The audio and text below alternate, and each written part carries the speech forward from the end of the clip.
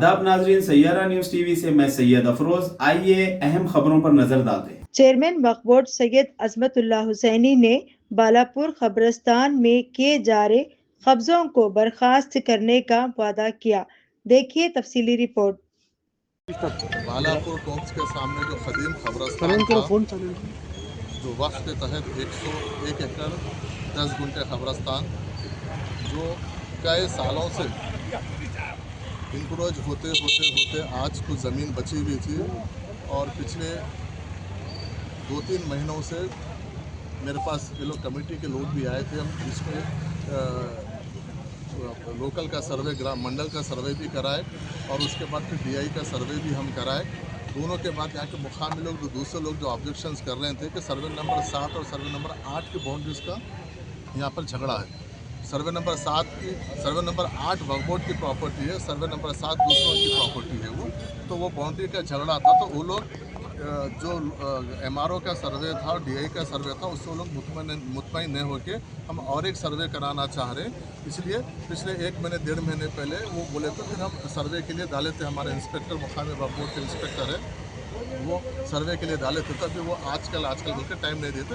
लेकिन आज कुछ शर्तपसंद अनासिर मौके का फ़ायदा उठा के ये कोशिश कर रहे थे कि यहाँ पे कुछ ऐसी हरकत किया जाए, JCB लगा के कुछ हरकत करने की कोशिश करें और कुछ खबरें जो पुराने खबरों को मिटाने की कोशिश की है वो लोग। उसके लिए हम यहाँ पे मुकामी पुलिस इमीडिएट अलर्ट होकर माहौल को कंट्रोल में लेके, मुझे जैसा इत्तला मिली मैं फिर यहाँ पर आया मौके पे।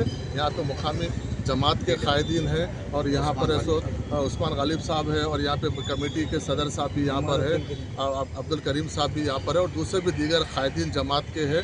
सब लोग यहाँ पर आके आज मुकाम पे ठहरे और यहाँ पुलिस का माकूल इंतज़ाम किया गया है इंशाअल्लाह, क्योंकि कल गणेश फेस्टिवल है। इसलिए यहाँ पर मुकामी पुलिस का कहना ये है कि अगर परसों हम यहाँ पे इमीडिएट जंगी खतूत पे कल परसों हम यहाँ पर प्री कास्ट बाउंड्री हम यहाँ पे 2 साइड से उठाएंगे, क्योंकि एक साइड तो इंक्रोच हो गया जो पिछले 15-20 साल से इंक्रोचमेंट चल रहा, लेकिन पहले कोई उसको रुकाने का काम नहीं किए।